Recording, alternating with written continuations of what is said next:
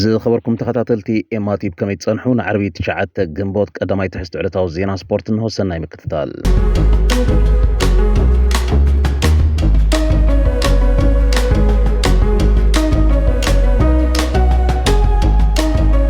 ማለ ሐሙስ ምሽት 4 ክለባት አውሮፓ ናመዛዘምቲ በካልአይን ሳልሳይን ደረጃ ዝዕቀን አውሮፓ ውድድራት አውሮፓ ሊግ ከምኡን አውሮፓ ኮንፈረንስ ሊግ ምሕላፈን ተዓዚብና ካብአን እተን ሰለስተ እንግሊዛውያን ክለባት ክኾናን ከለዋ እታ ሓንቲ ድማ ስፓኛዊት ክለብ ሪያል ቤቲስ እያ ኣርባዕተን ሓሊፈን ዘለዋ ክለባት በብሓንቲ ትዕዝብቲ ክንድህሰኒና ቀዳማይ ዩናይትድ ዓመተ ውድድራ ንምድሓንን ክብርታታን ምምላስን ተካይዳ መሰረታዊት ገጠም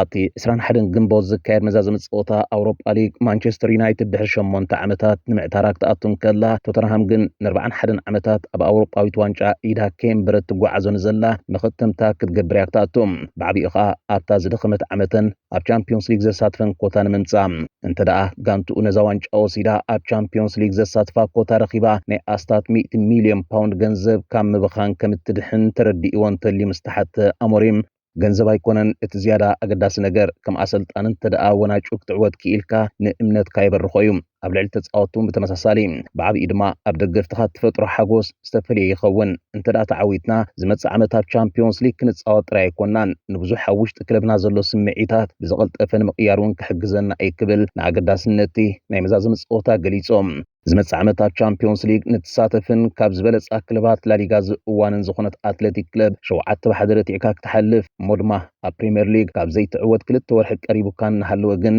ብኸመይ ኢኻ ክትገልጾ ትኽእል ተንታኒ ESPN ያንግፎርት ፉት ክምልስ እንከሎ እዚ ማንቸስተር ዩናይትድን ቶተንሃምን ኣብ ኣውሮፓ ሊግ መፅየንኦ ዘለዋ መገዲ ምስቲ ኣብ ፕሪምየር ሊግ ዘሎ ብቕዓትና ንጻጺርካ ክትዛረበሉ ብጣዕሚ ዝገርመካ ሓደ ንፉዕ ደራሲ ፊልም ንክሰርሖ እንተትህቦ እዩ ዝምረጽ ኢሎም ኣሞሪም ነዚ ክልተ ገጸ ባህሪ ሒዞም ዝጓዓዝዎ ዘለዉ ክገልጾም ዝተሓተ እቲ ሜዳ ዝህበና ዘሎ ሓቂ ንስዮም ኣብ ኣውሮፓ ሊግ ኣነ እውን ከም ኣሰልጣኒ ጽቡቕ የሰልጥን ኣለኹ ኢለ ክዛረብ የድፍረኒ እዩ ቀሊል ዓወት ኣይኮነን ኣብ ፕሪምየር ሊግ ግን ኣብ ነፍሲ ወከፍ ፀወታ ንሳቐለና ክብል ንጹር መልሲ ከቐምጠሉ ይከኣለን ብንጹር እውን ክምለስ ዝኽእል ኣይኮነን ኣብ መዛዘመ ግጥም ካብ ቶተንሃምን እቲ ንክስጎግ ኣብ ቀረባ ዘሎ ፖስት ኮግልን እንታይ ክጽበይ ተሓቲቱ ኣሞሪም ክልቲአን ጋንታት ንክብ ወይ ግቤን ክጻወታ ከቢድ ፀወታ ኣይክኸውን ክልቲአን ኣሰልጠንቲ ዘለናይ ሃዋህው ግሉጽ እዩ ኣብ ከቢድ ፀወታ ንርከብ ኣሎና ንኣንጅ 1 ዓመት ኮንትራት ተሪፎ ከም ዘሎ ዝፈልጥ ካብኡ ንድሓር ግን ወይ ገዚፍ ነገር ወይ ከዓ ጥራይ ኢድካ ንምውፃእ ንገጥሞ ፀወታ እዩ ዝኸውን ኢሎም ብመሰረት መዐቀኒ ESPN ማንቸስተር ዩናይትድ ፋቮራይት ኮይና ንፀወታ ክትኣትዎም ትንሳኤ ብርክት ዝበሉ ተፃወትቲ ኣብዚ መድረኽ ልዕል ኢላ ክትረአ ሓጊዝዋ ይኸውን ብዓብኡ ኣማድ ዲያሎ ኣብ ቀዳማይ መስመር ምምላሱ እቲ ዕድላት ብምጥፋእ ዘትከኻ ጋርናቾ ኣብ ወንበር ኮይኑ ዝጅምሮ መዛዘም ፀወታ ይመስል ናይ ማውንትን ሻውን እውን ተቐይሮም ኣትዮም ዝሃብዎ ኣበርክቶ በቐሊል ዘይጥቀስ እዮም ኣሞሪም ሕጂውን ኣብ ተሪፎም ዘለዉ ፀወታት ፕሪምየር ሊግ ድኽምቲ ጋንታ ከም ዘላቶ ዘርኢ ድኹም ውፅኢት ከመዝግብ ክቕኒ ይኽእል እዮም 21 ግንቦት ግን እታ ካብ ዙር 16 ኣብ መዛዘም ፀወታ ኣውሮፓ ሊግ ንምብፃሕ ጥራይ ኣብ ልዕሊ ሪያል ሶሲዳድ ሊዮንን ኣትሌቲክ ክለብን 19 ሸወታት ዘመዝገበትን 14 ግጥማት ዘይተሰዓረትን ጋንቱ እዩ ወላዊሉ ክቕርብ ካልኣይ አንጅ ፖስተኮግሉ ዋንጫ ብምዕታር ስርሑ ከድሕን ይኽእል ዶም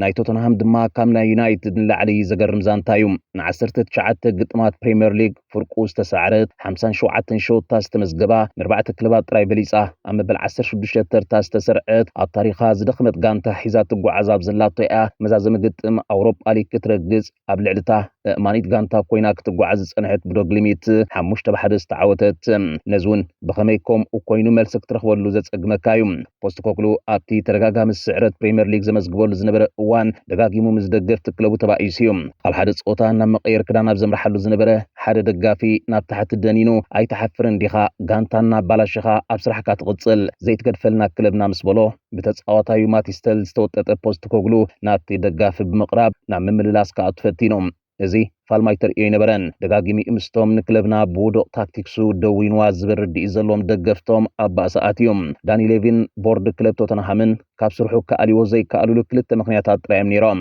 እቲ ቀዳማይ ኣብ ኣውሮፓ ሊግ ነኺሱ ንቅድሚት ይጓዓዝ ስለ ዝነበረን ስታይል ፀወትኡ ነታ ዋንጫ ከምፃሎም ከም ዝኽእል ንኡስ ጭራ ይረኣዮም ስለ ዝነበረ ክኸውን እንከሎ እቲ ካልኣይ ድማ ደገፍቶም ብምዝጓጓ ስልጣን ዝመፅእ ለውጢ የለን ንቅድም ንስኹም ተኣለዩ ዝብል ጭርሖ ከም ዘለዎም ደጋጊሞም ስለ ዘርኣይዎም ንፖስተኮግሉ ፖስተኮግሉ ሰጊጎም ክምስጥዎም ከም ዘይኮኑ ይግንዘቦ ስለ ዝነበረ እዩ ሳላስ ተዓገስዎ ድማ 21 ግንቦት ድሕሪ 41 ዓመት ኢዶም ኣብ ኣውሮጳዊት ዋንጫ ድሕሪ 2008 ድማ ንመጀመርያ ግዜ ኣብ ጽዋ ኢዶም ንከንብሩ ካብ 920 ደቂቃ ጥራይ ክተርፎም እዮም ፖስተኮግሉን እታን ኣሞሪም ዘቀረበትሉ ሕቶ ብኸመይ ኣብ ፕሪምየር ሊግ ናይ ተመላሲት ዓቕሚ ዘለዋ ጋንታ ኣብ ኣውሮጳ ሊግ መዛዘም ረጊጻ ትብል ምስ ቀረበትሉ ንብዙሕ ሰብ መሲጡ ከም ዘሎ ኣይጠፋናን እዩ እቲ ክትዕውን ልዕሊ ዓቕን ከይድሎ እቲ ካልእ ሸነኹ ድማ ካብ ክልቴና ዝተሰዓረት ኢዳ ኣብ ዋንጫይ ክትነብርንያ እታ ዝደኸመት ዓመታ ድማ ክትቅጽል እያ መናያ ዝያዳ ኣብ ሽግር ዘላ ብዙሕ ዘገድሰኒ ይኮነን እቲ ዘገድሰኒ ክልቴና ብዝግባአና መገዲ ኣብ ዝረጊጽና ምህላውና እዩ ኣብ ፕሪምየር ሊግ ዘሎ ብቕዓትና ዘይጸልወና ክልተ ዝተፈላለዩ ውድድራት ስለ ዝኾነ እዩ እታ ዋንጫ ዝወሰደት ድማ ካብተን ገሊአን ምስ ላዕለዎት መስርዕ ዝውዳእ ጋንታት ዘይረኸቦ ዓወት ሒዝያ ክትውድእ ብምባል ንገለ ካብተን ብዘይ ዋንጫ ዝዓጽዋ ጋንታ ሸፈፊልወን ነዛ ዋንጫ ብምዕታር እንታይ ክልውጡ ምስ ተሓተ ፖስተኮግሉ እናገለጽኮ ክመጽእ ጸኒሐ ኣብ ክለብና ዝፈጥሮ ስምዒት ቀሊል ኣይኮነን ብዙሕ ነገራት ይከቐልብስ ካብ ክልቴና ጥራያ ዝወጸት ድማ በንጻሩ ኣመዛዘሚ ግጥም ምብጻሓውን ክዝከረላ ኣይኮነን ክብል ከም ኣሞሪም ናይ ክብ ወይ ግብ ጸወታ ይብሎም ሳልሳይ ኢንዞ ማሬስካ ኣንጻር ፕሮፌሽናል ወላዲኡ ፔሌግሪኒ ክንዲ ዝሃለወ ስም ይሃለኻ ኣመዛዘሚ ግጥም ኣውሮጳ ክትበጽሕ ቀሊል ኣይኮነን ቸልሲ ኣብ ኮንፈረንስ ሊግ ክጅምር እንከላ ምስተን ኣብቲ ውድድር ተመዲበን ዝጀመራ ኩለን ክለባት ክትነጻጸራ ብትፍትኖ ዝነበረት ናይ ልዕሊ 30 ክለባት ድምር ዋጋ ተጻወቲ ዳርጋ ማዕሪኣ ዝመጽእ ነይሮም ስመን ተሰሚዑ ዘይፈልጥን ነዊሕ መገሻታት ኣካይዳ ተጻወቶም ኣብ ዝነበረትን ድማ ንወሰን ተጻወታ ፕሪምየር ሊግ ጥራይ ኣትኪላ ንኽትጥቀመሎም ኣስማቶም ኣልያ ተበጊሳ ኣብ ሓንቲ ጸወታ እኳ ከይተሸገረት ድማ ከም ዝተገብረላ ትጽቢት መዛዘሚ ግጥም በጺሓ ቅድሚ 4 ዓመት ኣመዛዘሚ ግጥም ቻምፒዮንስ ሊግ ዝተዓወተት እሞ ድሕሪ ተዓወት ድማ 1.5 ቢልዮን ፓውንድ ወጻኢታት ዘካየደት ጋንታ ሕጁን ዝመጸት ትምጻእያ ነታ ዋንጫ ናብ ከበሓ ክትወስዳ እምበር ካብ ሪያል ቤት ዘጋጥማ ብድሆ ምስጋሩ ክትሽገር ኢልካ ክትጽበ ከቢድ እዮም ከምቲ ማንቸስተር ዩናይትድ ንክልተ ሓደገኛታት ክለባት ላሊጋ ሪያል ሶሲዳድን ኣትሌቲክ ክለብን ክትረትዕን ናይ ግድም ምስኮና ብድምር 12 ሸወታት ዘመዝገበትለን ይኸውን ኣሎ ምስ ጓርዲዮላ ናይ ምስራሕ ዕድል ረኺቡ ዝነበረ ኢንዞ ማሬስካ ምስቲ ንሪያል ቤት መዛዘም ጸወታ ርጊጽዋ ዝርከብ ኤል ኢንጂነር ብዝብል ሳጓ ዝልለ ማኑኤል ፔሌግሪኒ እውን ኣብ ዌስትሃም ሰሪሕ ነይሮም ኣብ ስልጣን ጥራይ ዘይኮነ ግን ኣብ ትሕቲኡን ተጻዊት እዮም ማሬስካ መዛዘሚ ግጥም ረጊጹ ናብ ጋዜጣዊ መግለጺ ክመጽእ እንከሎ ሪያል ቤትስን ፊዮረንቲናን ኣብ ተወሳኺ 30 ደቂቕ ስለ ዝነበራ መነን ተሓልፍ ከይፈለጠን ከሎ ተስፋ ይገብር ሪያል ቤትስ ክትሓልፍ ክብል ንናይ ሃገሩ ክለብ ፊዮረንቲና ጎሲዋ ስለምንታይ ከምኡ ኢሉ ከበርህ እንከሎ ንሪያል ቤትስ ክረኽባ ደስ ምበለኒ ምእንተ ማኑኤል ፔሌግሪኒ ክብል እየ ንዓይ ፕሮፌሽናል ወላድየ እዩ ክልቴና ምተሓጎስና ነርና ን4 ዓመታት ኢና ብሓደ ሰሪሕና እተን ክልተ ተጻዋታይ ኮይነ ኣብተን ክልተ ድማ ከም ተሓጋጋዚኦም ሓቀኛ ባህር ዝውንን ሰብ እዮም ካብቶም ዝበለጹ ሰባት ዝፈልጦም ምስ ተጻወቱ ብቕንዕና ዝጓዓዛ ስልጣን እዮም ስለዚ ድማ ካብኡ ብዙሕ ነገራት ቀዲሐ ክጥቀመሉ ዝፍትን ክብል ኣድኒቕዎም መዛዘሚ ግጥም ኣውሮጳ ኮንፈረንስ ሊግ 28 ግንቦት 3 መዓልታት ድሕሪ ምዕጻው ፕሪምየር ሊግ ኣብ ፖላንድ ክካየድ ብፍላይ ቸልሲ ኣብ ቻምፒዮንስ ሊግ ዘሳትፋ ደረጃ ወኒና እንተዳ ኣትያቶ ንኢንዞ ማሬስካ ዕውት ዓመት ኮይና ክትዕጽወሎም ምክንያቱ ባህጊ ቸልሲ ልዕሊ ዋንጫ ምስ ላዕለዎት 5 ጋንታት ምውዳእ ስለ ዝኾነ ረብዓይ እቲ ክእመን ዘይከኣል ትንሳኤ አንቶኒ ንሪያል ቤትስ ንቕድሚት የጉያ እቲ እኳ ብፖል ስኮልስ ክላውን ተባሂሉ ካብ ዝተጸርፈላ ምሸት ንድሓር ኣብ እንግሊዝ ርእሱ ከቕንዕ ዝተጸገመ አንቶኒ ደጋጊሙ ወዲቑን ኣብ ውልቃዊ ህይወት እውን ኣብ ልዕሊ ዓርኩ ዝነበረት ግፍዒ ፈጺምካ ተባሂሉ ኣብ ብራዚልን እንግሊዝን ናብ ፖሊስ ክመላለስ ጋንትኡ ንልዕሊ 1 ወርሒ ካብ መሳርዓ ኣልያ ጉዳዩ ክከታተል ነገረቶም ጉዳዩ ዓጺም ዝተመለሰ ግን ናብ ሜዳ ክምለስ ኣይከኣለን ኣብ ዩናይትድ ኣሎ ይበሃል እምበር ዘይምህላዊ ነይሮም ማንቸስተር ዩናይትድ ካብትን ምዕደጊኡ ዘፍሰሰቶ 85.5 ሚልዮን ፓውንድ መሸጣ እንተወረደቶ እኳ 10 ሚልዮን ከም ዘይትመልስ ስለዝተረድአት ብልቃሕ ንእትወስደላ ጋንታ ኣብ መሃይኡ ሓገዝ ክፍሊት ብምግባር ከተተባብዓ ቁርብነት ምስርኣየት ሪያል ቤት መንግስተ ሰማያት ኮይና መጽያቶም ሎሚ እታ ብጸላም ከዲናቶ ዝነበረት መሬት ኣብ ህዋ ተንሳፍፎላና አንቶኒ ሪያል ቤትስ ናይ ክልተ ብሓደ መሪሕነት ሒዚኣ ናብ ኢጣልያ ተጓዒዛ ቅድሚ ጾታ ንአንቶኒ ኣብ ዩናይትድ ከመይ ከም ዝነበረ ክገልጾ ዝተሓተ ሓላው ልዳት ፊዮረንቲና ዴቪድ ድሄያ መዓልታዊ ኣብ ልምምድ ይጽዕር ከም ዝነበረ ጥራይ ዝፈልጥ ኢሎም እቲ ካልእ አንቶኒ ኮይኑ ይረኺቦ ኣብዚ ክልተ ናይ ፍርቂ ፍጻሜ ግጥማት